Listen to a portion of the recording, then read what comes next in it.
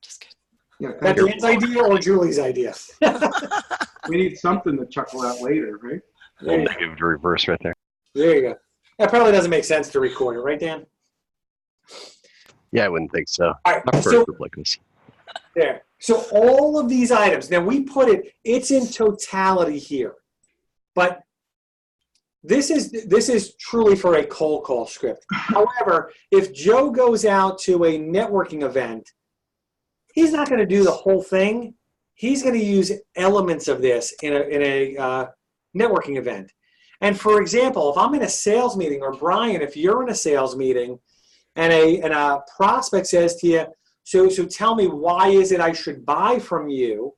Aside from the great reverse that you're going to give, which is going to be, hey, I'm not so sure you should, but let me tell you some of the reasons why people do buy from us. That is the pain statement. So I would pull that out and I would use my pain statements in that conversation. So every one of these items in here has a standalone capability in the world of sales. So we'll teach you the whole shebang in total, and then we'll start pulling pieces out. And the beauty of having, I don't know if anybody, I know Alex, I know you're doing cold calling. Dan, you might be doing some warmed up calling a little bit. Brian, are you doing any cold calling? Yes, I am. All right. So Brian, this doesn't work in the technology world, but hang in there with us. Okay. I'm just messing with you.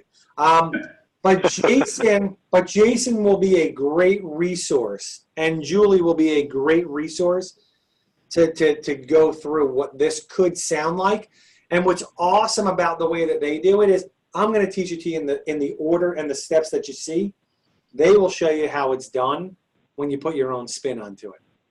So this will be really good. And we'll probably have to break this into 2 sections because sometimes we get caught up and we also want to come back and revisit it. So we could start out by saying, okay, give me your cold call script. And for a couple of us, I'm going to just tell you flat out, it's wrong. So we may as well not play the game and just get right into it. So I want you guys to fill this out as you go along. So the greeting that we suggest, we really tell you to do it. Jason, what's the greeting that we would put out there for somebody? Well, I got 2. You want me to do?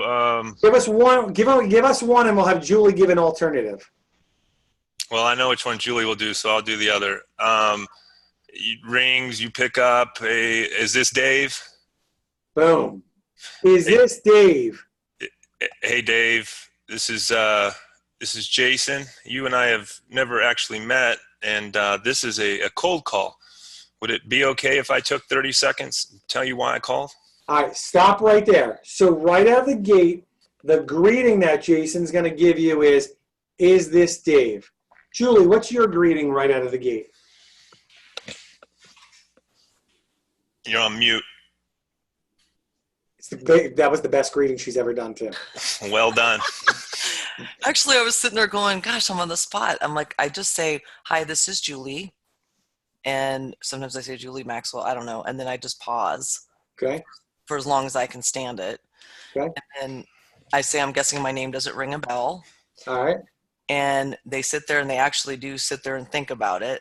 And they're like, no, you got me. I just can't remember. And then did I meet you at the beach? I mean, I've heard all kinds of stuff. It's funny. All right. And so then, hang right there. Yeah. Hang right there. So the greeting is this Dave. This is Julie. I prefer first names only, but you could say this is Julie Maxwell looking for Dave. Whatever you want to say right out of the gate, it is first name basis. So I don't say, can I speak with Joe Grushkin? Or potentially say it wrong and say, can I speak to Joe Grushkin? So I just call up and act as if I'm calling a friend, looking for Joe. Is this Joe? Hey, it's Dave. I'm looking for Joe. So any one of those greetings, write them down in your greeting space. Oh, and I might have jumped ahead. I'm sorry. I was already on like the pattern interrupt. All right, but that's okay. It's okay. Everybody's going to get a second chance. Yep. Dave, what about, hi, maybe you can help me out. I would, Jason, how do you feel about that one? I like it in this, I say it, but in more of a full context of asking about the upfront right after it without pausing. You know, it's like, hey, sometimes I'll say, yeah, we've never met. We actually don't know each other. I'm looking for a little bit of help and I'm not sure if you're the person that can help me. Would it be okay if I took 30 seconds to tell you why I called? I kind of throw that would it be okay part if I took 30 seconds before I give them a chance to tell me if they can help me or not, because a lot of people are smart asses. They got a funny remark for that and you don't really get going anywhere, or it just kind of leads them to a yes. And Joe, your question is, ring, ring, ring. Hey, maybe you could help me out? Yeah, you answer the phone. You say hello. I say, and you answer it, you know, with your name or whatever. They say, hello. I say, hi, maybe you can help me out. Who's this? Hey, Dave. The reason I'm calling, there's a number of variations, but the reason I'm calling is I'm looking for Dave. I'm looking for Joe. Is he in? So now I'm okay with trying it. However, I'm going to lean more in the camp of act as if you belong there, because I think right out of the gate, that gives a sense that you might be on a fishing expedition. So I don't want anybody to ever think. So for Sheila, who you may be calling some warmed up calls, Dan, yours, and Brian, some of yours might be warmed up. I am always going to practice this with no matter who I'm calling. But so even when you're calling for somebody, I want you to, hey, this is Sheila. I'm looking for Julie. And when they say what's this in reference to, how do you handle it? I hang Is up this quickly. is this a gatekeeper? Yeah. I hang up quickly to get away. If they say, if the gatekeeper asks what you're in reference to, we say, like if I'm calling for Dave, I'd say, this is Jason with Sandler out of Princeton. Is Dave available? And Yeah. then, What's this in reference to? Oh, I'm sorry. I'm with Sandler out of Princeton. Is Dave available? Again, what's this in reference to? Oh, I'd really like to speak with Dave about this. You want to know the intimate details of what Dave and I are going to talk about in our conversation? Yeah, he doesn't take calls unless I tell him what it's about. Oh, okay. Well, then I'll just have to go ahead and shoot him an email and call his cell, but I appreciate it. Okay. Got it. So you don't, at that point, you don't give any information. Well, I'm going to call back a second time, so I'm saving a second one. Then I'd go in my notes and say gatekeeper screened, wanted to know what I was calling about. So the next time I might have to take an approach like Dave just criticized, but not the first time. I might have to go in and just drop guard and say, hey, I'm looking for so-and-so, and if they want to know what it's about, I might have to tell them everything. Or I'll go in with an extremely warm opening like, hey, Dave's not around yet, is he? Like right when she answers, or I'll call early in the morning, and that's a good time. Dave's not in yet, is he? Yeah. Right. And so Joe, let me just go a little bit on the right side here. Great questions, and then let's dig into these gatekeeper responses. One of the things that we work extremely hard with is eliminating gatekeeper responses. And I don't know, again, I said I'm going to lean on Julie and Jason. What we've seen is when you use the approach, ring, ring, ring, hey, this is Dave looking for Joe, that reduces about 70 to 80% of your gatekeepers holding you back. That's true. It's a significant drop off. So that's why when I'm calling anybody, I'm going to give you another little technique in a second. So when I'm calling anybody, Joe, if I'm calling you and you were in the office, I am 100% of the time practicing that, because I've got some friends that when you call them, they have tremendous gatekeepers, and I got to play if I play the game and can get through them, it's great practice. When I call, so we do some work with the Princeton Chamber of Commerce. If I'm calling anybody senior there, the gatekeeper pounds. I play every game that I possibly can. So here's another little gatekeeper trick, and I will say that greeting will significantly drop them down. Here's another little trick. Joe knows my daughter. Her name is Gabby. Jason and Julie have seen this, I believe, before. These are while you were out notes. My daughter will take phone lists and write them on the while you were out page. Can you guys see that well enough? What's on? Can you see what's on it? What's on it? Can't read it. Phone Same. numbers. Standard name. Name and phone number. So Yeah. Joe, I kid you not, this is how, and for everybody else, this is how she wrote it. I didn't write it. She's 19. I'm looking for Eric. Can I tell Eric what this is in reference to? Let me look at the note. You know what? The note that I have only has his phone number and it says, please call. You've just wiped out the 30% that might still gatekeep you. You just wiped out another 90%. Now you're down to the select few that are going to stop you. Now, what does the note say? Name and number. I didn't write the note. So I feel Sandler has a rule. He says if you try to walk straight in a crooked world, you're going to get killed. We are bending right here. We're really pushing the limits here. However, my belief, our belief is that the gatekeeper doesn't know the great stuff that we have to offer and probably shouldn't make the decision whether or not we should be having the conversation with the person that we're intending to talk to. So, Brian, how good is the stuff that you guys sell at Splunk? It's the best data analytics platform in the world. Is there any reason that a gatekeeper should stop you from talking to a CTO or a CIO about how good your stuff is? No, absolutely not.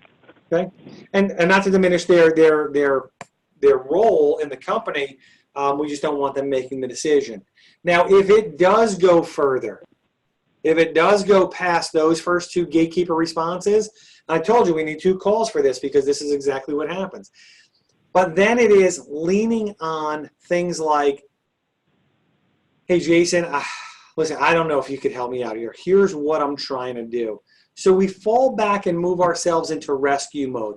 But I'm attempting those first few items right out of the gate all the time, and then I'll move myself into rescue mode. Hey, I'm not sure if you could help me out. Have a note to call. Not sure what it's in reference to, but I'm struggling getting in touch with Julie. Perhaps you could tell me when to call her. I can't guarantee you, but I feel very confident that if we're doing those steps, we are eliminating, I don't know if the number is 95 or 97% of all potential gatekeepers out there, but it sure is close to that number. I know that what you were saying now in the beginning about the personable part, it does. I mean, I don't really have a lot of other tactics. I just have a go at them like that. They won't let me through. Tell them I'll call the cell and go on. But one thing I do also is I say the person's name, which is a real simple thing. But to say, hey, this is Julie with Oaks. How may I help you? You know, oh, hey, Julie, how you doing? Is Dave around? Something like that is pretty much the go-to. And when they say leave your name and number, you just say, I'll just call them on the cell. You don't leave the name and number. Well, then I try to be real nice and considerate of them. I say, oh, you know what? It's not that important. Don't worry about it. I'll send them an email. And then I find the second time I call, they let me through if I do the same thing again, because the first time I called, I wasn't pushy. I had other ways of reaching him. I was just trying to reach out. And, you know, a lot of places have caller IDs and people remember voices, and they usually know it's you coming back around more than we give credit. It's not 1997 anymore. You know, they got that phone number and everything coming right up. So it works, but it may not work the first time, but try it the second time and the third time. I usually get through to somebody at some point. And Jason, one thing I've been doing recently that's new that works is I'm always calling on insurance. And so they always say, is it policy related? So they're really actually kind of concerned, wanting to make sure I don't drop something time sensitive in this voicemail. So I started just saying, oh, you know what? It's not time sensitive. I could probably just drop him a line in his voicemail because I want to get to the voicemail, right? Well, and Dave will like this one, the one where they'll say, well, is this a solicitation call? Are you trying to sell him something? Are you trying to sell something? Are you trying to, I don't know. You don't think he's going to try to sell me something, do you? All right. I used that the other day. It went wonderfully over well with her, but I didn't get through. Yeah, there's so many tactics. And guys, it's great to have Julie and Jason because, you know, they're going to tell you the inner workings. And when we have them role play this out, that'll be awesome. As they're going, what do you mean role play this out? Yeah, thanks for that. But, you know, Joe, as you're asking some questions, another thing that kind of popped into my head, Jason will tell the person that this is a cold call, and right up front, and they will take his call. And Jason, I heard that. That was interesting to me. Yep, and he will secure appointments. There's no doubt. I have 2 appointments Wednesday, I think, from Jason, where he secured them, and I know for a fact one of them is this is a cold call, Well, you bought one guy bought or moved forward with you on that. and one guy bought. Yeah, So you're selling Sandler systems, Jace? Training appointments with Dave. Okay, got it. Okay. they are. You guys have a number of Sandler clients that tap into your services, right? Yeah, and I'm one of the lucky ones, so it's awesome. It's awesome. All right, so we have gotten no further past the greeting at this point. Okay, but I want us to all practice that greeting. Joe, it's Dave. Hey, it's Dave. I'm looking for Joe. Maybe the person gives you their name, use their name, but it's all one word, first name, I belong answers. That's the response. And I don't care who you're calling, you want to use that. I'm going to go off on a little bit of a tangent also, because I've had this conversation. When we set appointments, when we set a traditional sales appointment, not a Sandler sales appointment, it typically is something to the effect of, hey, Alex, I'm from Sandler training. We do sales and leadership training. I'll be in your area next week. Let me know if it works. Alex says yes, and boom, we're on the calendar. When we set a Sandler cold call appointment, whether it's cold or warm, we have upfront contract, we have pain, and we have an upfront contract for the actual meeting. How much better prepared is your prospect when we have those elements going into a first meeting? I still may get the appointment the traditional way, but that meeting is like starting from square zero. When I use the Sandler methodology, I'm starting at square one, potentially even square two, because I understand why we're meeting and we have a bit of an upfront contract going in. That's a big game changer. My job is to disarm a buyer, and I'm doing it with this process. No doubt about it. So we've got the greeting. The next step is what we call a pattern interrupt. Now, remember I said a lot of these items get pulled out because we can use them in so many different ways. So a pattern interrupt is doing something that the buyer, client, prospect doesn't expect. It creates a pause in the traditional pattern that somebody has. So for example, in life, and I may have shared this already, in life we do about 50,000 decisions a day. Our brain makes about 50,000 decisions. I think the number is something like 45,000, if not greater, of those decisions are patterned. For example, when you drive to the office in the morning, or the location of your garbage can, those are standard issue. I do that day in, day out, no problem. Think about what happens in your house. Sheila, you have 14-year-olds? 12-year-olds? 12-year-olds. When that garbage can gets moved, is it a complete meltdown in your kitchen or wherever you keep your garbage can? Not every day, no. Oh, in our house it is. They leave your garbage laying around. Oh, all right. But imagine if you put your garbage can in a particular location. Ours is under our kitchen sink. When my wife or somebody pulls it out and puts it next to the refrigerator, we typically go to the door, open the door, and go, oh, the garbage isn't there, about a dozen times or so before we realize it was moved. Mm-hmm. That is an example of a pattern interrupt. It causes us to take pause, stop, and think. So our job of the pattern interrupt here is to get the prospect to go, this is different than every other call I get during the day. So I'm going to let Jason give us what his pattern interrupt is, or a pattern interrupt. The same one again, or I'll just do the other. Give us whatever you want. Just give us one. Pattern interrupt only. All right, we'll do the same one. Hey, Dave, Jason. We've actually never met, and this is a cold call of sorts. Would it be okay if I took 30 seconds to tell you why I called? This is Jason. We've never met. This is a cold call. I'm going to just isolate, we've never met before. If Jason says that, we have a pattern interrupt. Because where is that buyer's mind or that prospect's mind going at that point? Who am I? How does he know me? Where did we meet?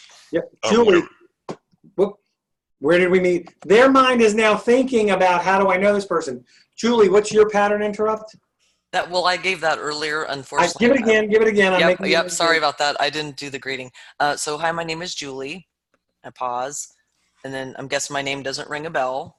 Pause again, so they can think, and then not a big deal. Wasn't sure that it would, or you can say, I'm actually just looking for a little bit of help. I'm not sure if you're the right person, but if I can just give you the fast minute version of why I'm calling, I'll you let me know if it makes sense to continue. Yep. All right, and I'm gonna just go to a whiteboard because I'm struggling typing into that document the way I did it. So right out of the gate, we have our greeting, which is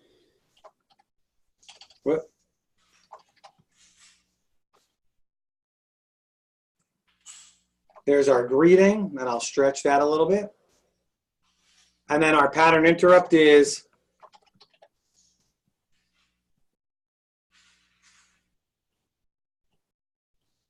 that's out of the book. That is what I consistently teach. And as you listen to Jason and Julie, you keep adding these to your arsenal, and we'll have them role play it all the way through. Chances are you don't recognize my name. So the pattern interrupt exists to do exactly that, for the receiver of the call to go, do I know this person? Do I not? This is not now a cold call. Because what is the pattern when you get a cold call in your house? What's supposed to happen? Hang up. Hang up. I got to interrupt that pattern. So I'm going to go out to Joe. Joe's now out at lunch, and somebody walks over and says, hey, Joe, what do you do? Joe's not going, this is Joe calling for you. Joe can go right to his pattern interrupt and just say something like, hey, chances are you don't recognize my name. Chances are you don't recognize my company name. There's the pattern interrupt. He can use that in a networking setting. And we can go even further and use negative reverse selling and think of things like, chances are you don't need my product. You don't need my solution. You probably have social media lit. And then all of a sudden we find out that we don't. So there's the pattern interrupt in use in other places. Sheila, you're calling people that were at an event last week, correct? Correct. Any guess on how you could use a pattern interrupt when you call those folks?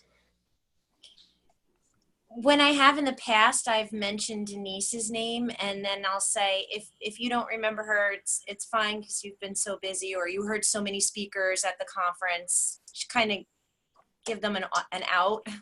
Beautiful. That is absolutely a pattern interrupt. Instead of saying you sat in one of Denise Boudreau-Scott's presentations, and then the person's going, I don't remember Denise. And now you're fighting that battle as opposed to exactly what you just said. So we got now greeting, we got pattern interrupt. Dan, how you doing? Doing great. All right. He's outside. How can you not be doing great? The third step is, am I getting you at a bad time? And again, I teach this very consistently along the way. So what that sounds like is, Joe, am I getting you at a bad time? So am I getting you at a bad time literally sounds like what's written right there. Hey, Joe, am I getting you at a bad time? Now, you will notice if you talk with me, Brian, we haven't talked on the phone in a little while, but chances are, and Dan, every time we talk, do I open up our conversations with this? You do? Every time. Every time. Because you know what? Because Dan's busy. He's got stuff going on. So it's a good way to talk to people, especially if you're calling people out of the blue. Am I getting you at a bad time? It's also written in a negative reverse way. Am I getting you at a bad time is really the transformation of, is this a good time for you? Sandler put it into negative reverse, so it is absolutely what we do. So I'm going to stop right there, and I'm going to ask any questions from anybody yet. Just a comment. I love when you say, am I getting a bad time? They always go, yeah, I'm really busy. And then 2 hours later, you hang up the phone. Yeah. It's always a bad time, right? Everybody's got a million things going on. Yeah. But they say things like, yeah, it's a bad time, but take your time, tell me what you got, what do you got? They always give you the time of day. And if they don't, we ask for another time that we can talk to them. All right. Now comes the hard part. Mini upfront contract. So we learned about upfront contracts a while back. Anybody remember the elements of the upfront contract? ANOT, appreciation.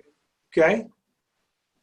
Naturally, you'll want to hear what we're up to. Obviously, I'll have some questions for you, and then at the end, you say what we can come up with one of two conclusions. Either we decide not to move forward, or if you like what we're doing, we agree to do X.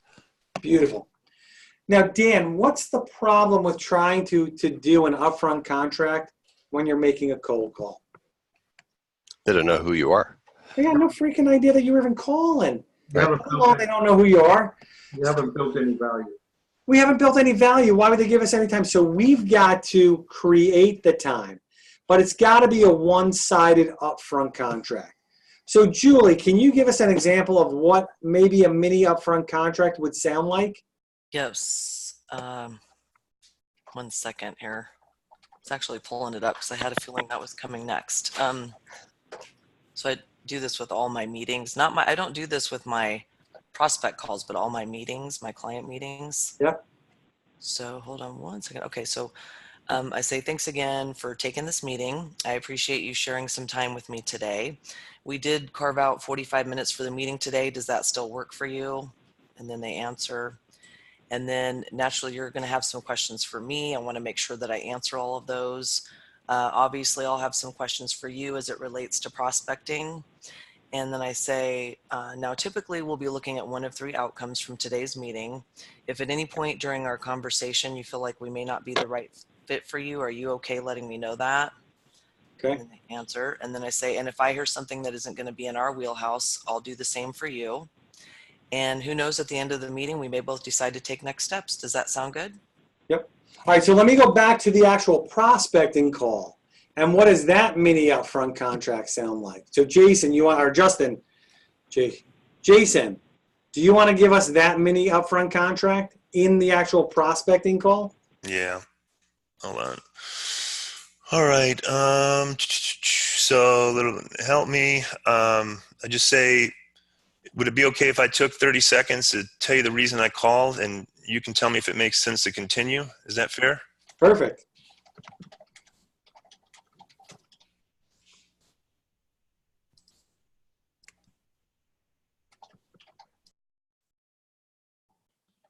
I like this one. I'm going to just.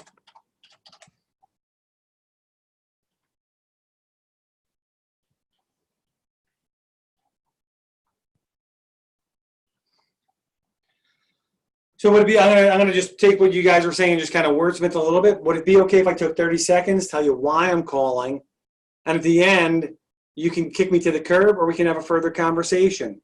So it's truly a one-sided upfront contract, but we're getting agreement to it. And the outcome is one of two directions. They don't have an issue, they don't need to continue the phone conversation, or if they do have an issue, we'll have a further conversation, which could potentially lead us to an appointment. Okay? So let me run through this for a second. Dan, if you could be the receiver of my call. You got it. All right, you ready? Ring, ring, ring. Hello. This is calling for Dan. Dave calling for Dan. Hey, Dave. How are you? How can I help you? Is this Dan? This is.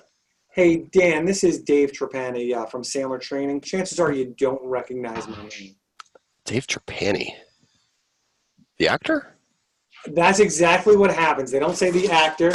Well, something just fell off my wall. That's not good. But that's real life exactly what happens. Hey, Dan, am I getting you at a bad time? No.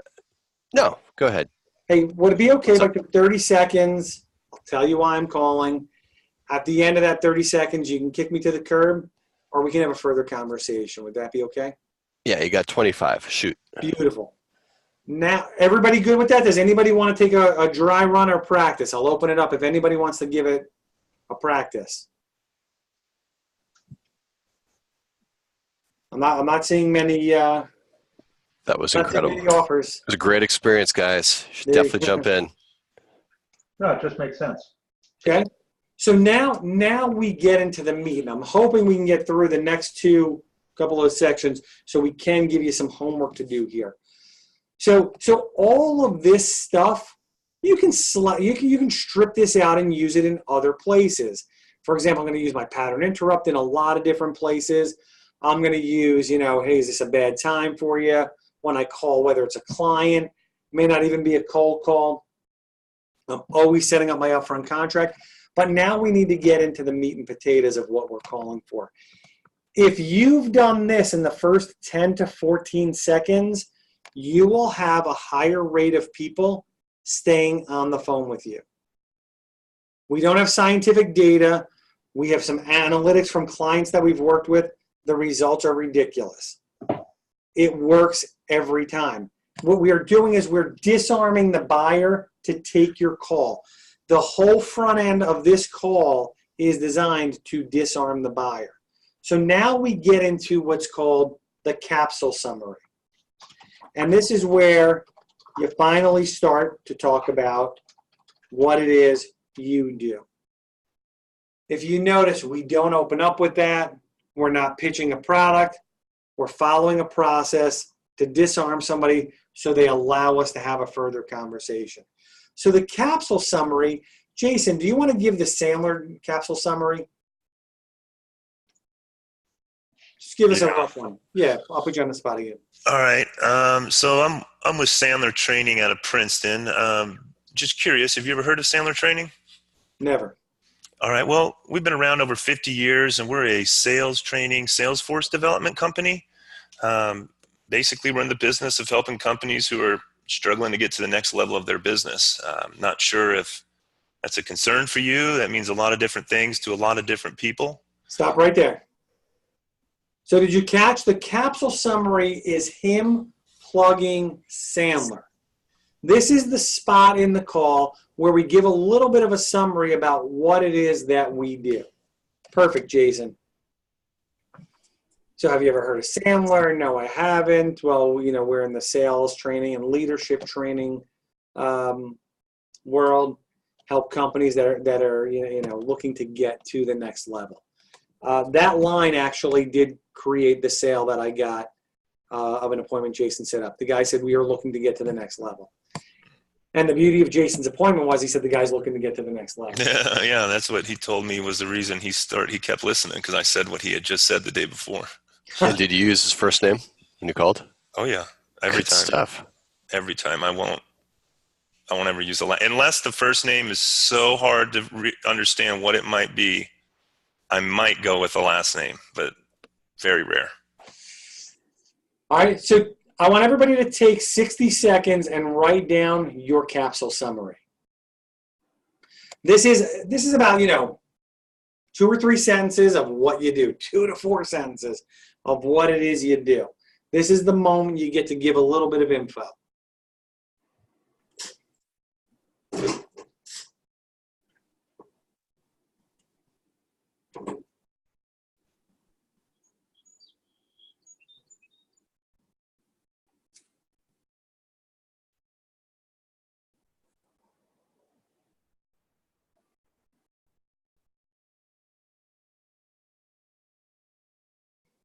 And I'm going to jump ahead a little bit.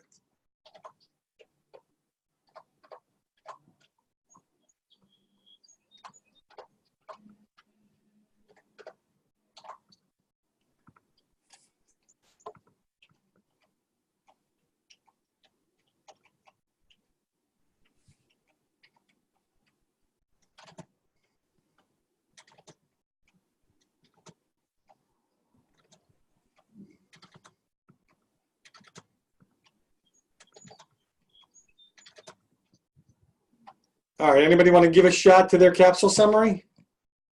Let's get a couple going. Sure. Go, Dan. I thought I was still on mute. Never mind. All right, here I'll go. We got you. Yeah, all right. Thanks for taking your time to chat with me today. Our team has spent decades focusing on the human side of business before we found a powerful solution that actually drives human productivity. But let me boil it down for you a bit. my organization is called People Productive, which is a human capital productivity company that uses applied human sciences and decades of business experience to help create workplaces where people give their best. Okay. We're going to take that last sentence and we're going to move that into the pain step, I think. But I Sure. like the capsule summary. Excellent. I think we can make a shift with that one. Anybody else want to give it a shot? Brian, Alex, Sheila. Alex, go. Sure, I'll go. Yep. Let me just pull it up. So I'm with Max Exposure Business Solutions. We specialize in helping local insert niche. So local medical professionals drive more traffic to their website, get more leads for their business, and save money in their marketing efforts. Okay. All right. Anybody else want to give it a shot? I will. Go, Sheila. Okay, Drive is a consulting and coaching company committed to helping senior living and healthcare organizations build a high-performance culture. We measure culture so that you can manage it and fix the staffing crisis within your organization. Love it. I love it. And I think very similarly, we can take that last line and we can use it sometimes in our capsule summary, but perhaps we can drag that in the pains. These are all great. Great start. Awesome. Anybody else want to chime in here? I'll give it a try. Yeah. All right, I focus on the association side. Alex is on the digital side. So we're Max Exposure, the National Association of Local Businesses, offering over 100 different products and services at discounted pricing, normally reserved for much larger companies. Through our consolidated volume from all of our members, we level the playing field to provide increased profits, productivity, and get found online. Okay. And I think we have this very similar, Joe, to the other folks. That last sentence is, I think we can build that into our pains. So the capsule summaries are off to a good start. That's where you're telling a little bit of the story. So that's where you get a moment to say, hey, here's what we do. Now we're going to make a little shift. And by the way, great start for everybody. So now we're going to jump into the pains. Now let's look at this very literal translation. We are typically going to launch 3 pains out there.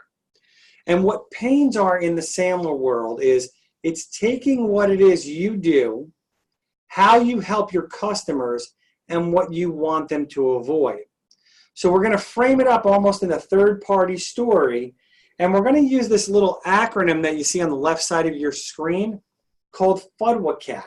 We're going to inject in adjectives, emotional words that perhaps draw in the brain to go, I have that issue. So let me give you the acronym and let's see if we can work this out real quick. Frustrated. Upset. And I'll save this and get this out to you guys. Disappointed. Worried. Oops. Annoyed, concerned, angry, and tired of. Now, these are very important keywords. You may not use these long term, but for today or as you start to use this in the field, these are words that you want to use. Frustrated, upset, disappointed, worried, annoyed, concerned, angry, and tired of. They're also words that I really will push you guys that when you're in the field, if you hear emotional buzzwords coming from your prospect, we want to capture those. Because when they're using emotional words like this, that's an issue. That's something that our product or solution should be looking to fix. So the prospects sometimes give us clues when we're in the field, and a lot of times we miss them. So we got to be aware of these key words. So when we talk about pains, and I'll use Sandler as an example. Sandler helps companies with their prospecting. They help companies close more sales. We also help companies find good talent for hiring. Okay? 3 things. Pretty straightforward. The shift that we're going to make, and it is not a crazy difficult shift, but it is a difficult shift, is we're going to turn those into pain statements. So let's use, we help companies with prospecting. I might say something to the effect of, hey, Joe, companies come to us for one of three reasons. Sometimes they're just disappointed because their team is out prospecting and they're unable to find enough prospects to really fill the pipeline. So a couple of things are going on there. Number one is I'm telling them that this occurs at other companies. When somebody has an ugly baby, what do we not want to tell them? An ugly baby. I've seen babies that are way uglier. Exactly. So we launched the issue on another company. Companies that come to us for one of these three reasons. Not you. You don't have these issues. However, they're frustrated. They're upset with the results that they're getting from their prospecting efforts. I do it in an emotional term. Apply it to a third party, do it in an emotional term, and I got a better chance of somebody going, I got that issue. Issue number two, business owners are concerned. The lack of sales productivity is not where it needs to be. Guys around, they're not hitting the numbers that they need to. Again, emotional words. Your competition is not doing this. We do hiring. Companies are tired of hiring poor candidates that never seem to work out. Sheila, companies are tired of hiring nurses that don't stay in it for the long haul. Brian, companies are worried that they don't have access to the data points that they need to make the best possible business decisions. Dan, companies are upset that when they really start to look at the corporate culture, they're finding that employees are not connected to what's going on at the highest levels of the organization. That's why they come to us. So it's not your issue, it's someone else's. I lay out 3 pain statements. That's why the 3 was in parentheses in your document, but I want you to create a basket because Jason and Alex and Julie know that if you have a basket, you can pick and choose the ones that are working best. So I'm going to shut up for a second. Anybody have any questions? We take the positives, we flip them into pain statements using FUDWCAT, and we apply it to a third party outside. I'm going to shut up again. Anybody have any questions or have a couple of things that they've maybe jotted down? I do like FUDWCAT. I actually use it a lot. Okay. Inserting the pain verbs. Yep. And I've noticed that it does make a difference. Okay. Let me see if this works. Hey, Dave. Yeah. It doesn't make any sense for you to put this kind of this training module earlier in the seminar, does it?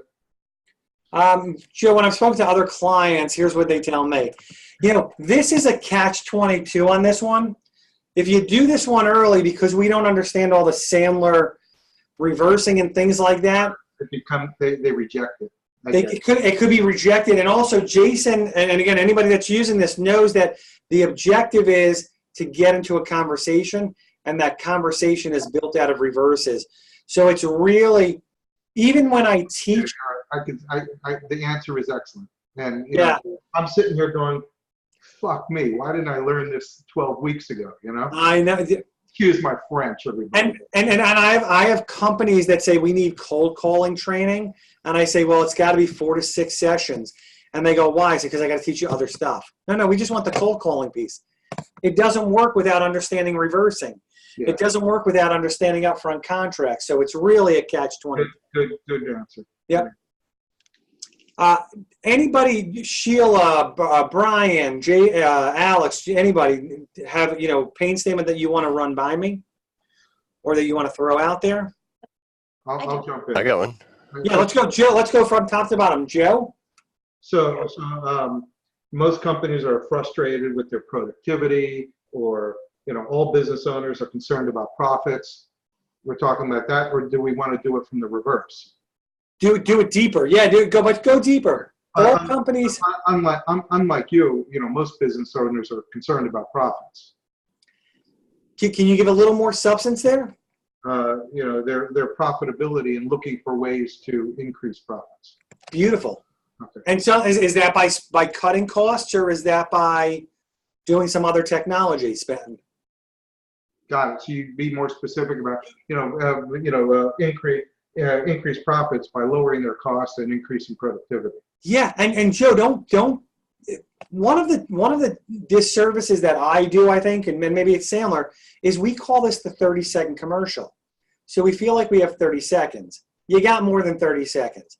And even if you're asking for 30 seconds, I don't want you to spend 7 minutes, but you can stretch that a little bit. So this is a critical, if you've gotten to this point, critical component of the call.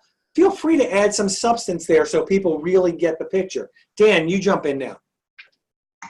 Sure. So this is one I've been using. It actually works quite well, but I'd love to get your professional feedback. So typically when I speak with leaders such as yourself, Dave, they have a good culture, but express frustration when it comes to aligning the workforce to achieve better business outcomes or to meet financial targets. So it's very common that there's concern around things like toxic behaviors, painful organizational drag, and walls and silos, or even lack of leadership self-awareness that contribute to things like low morale. So the challenge is that leaders and teams just don't have the right tools to help them move things along and create that continuous success. So we find, measure, and fix issues that get in the way to measurable team productivity. Okay. We do a lot of things, but what resonates with you? I like that. Now, Dan is moving really quick. So Dan, my only suggestion, you might be doing it just because of the time component. Mm-hmm. Slow it down. Do Okay. not, and I'd rather have you do 2 really pointed pains than do 3 that you're rushing to get to. And that goes for everybody. I think Dan's just hustling because of the clock. 3 o'clock. Yeah. Yeah, but feel like you guys can stretch these. Brian or Sheila or Alex, do you guys want to take a stab at one? I Go, have Sheila. one.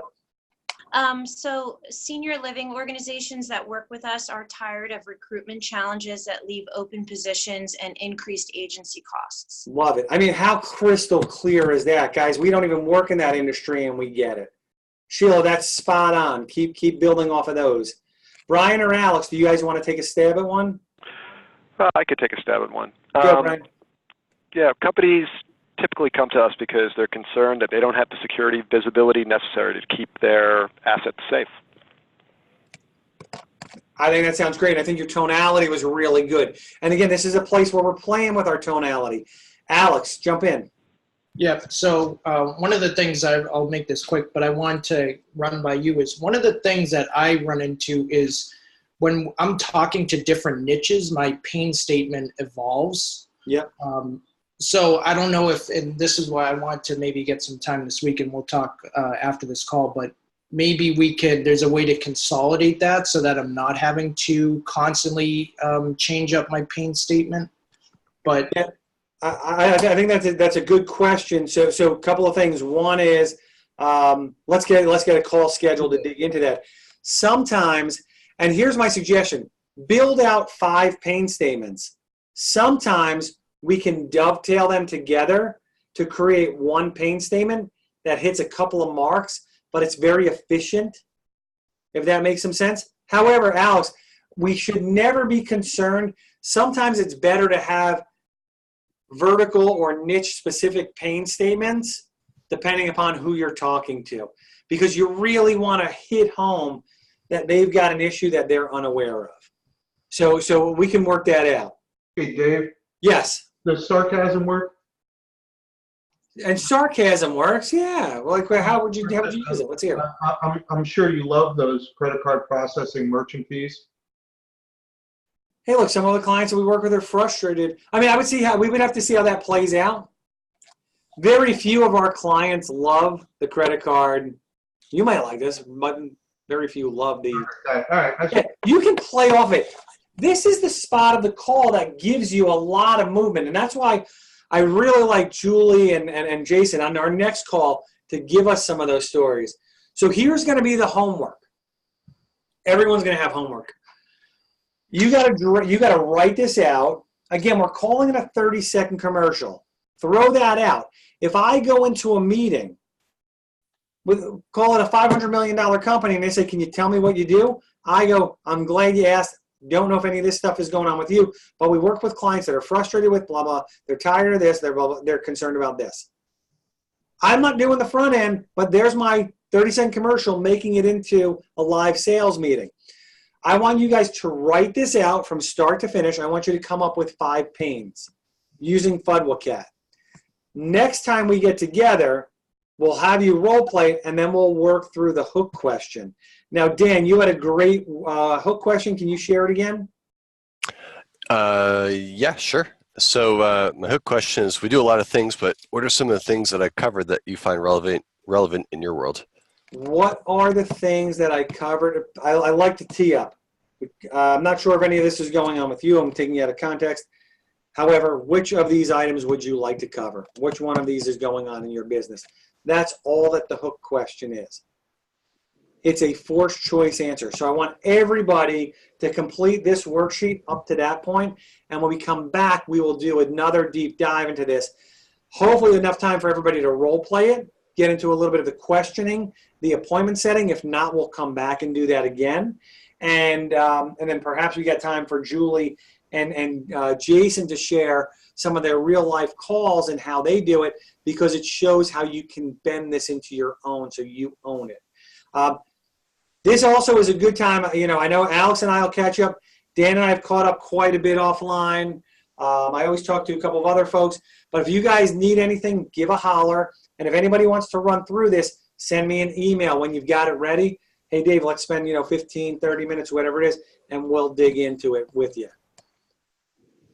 This is good stuff, not only for cold calling, but for being out in the field. And I didn't create it, but it works. And that's what I love, is that it just absolutely works. All right, guys, I know we're a bit past our time. We're on 2 weeks from today. And then if we need to add another little session, we'll do that. But figure 2 weeks from today, we'll be back at it at 2 o'clock. Dave, this is gold. Excellent. Awesome. Yep. Thank you, guys. Thanks, Dave. Thank you, man.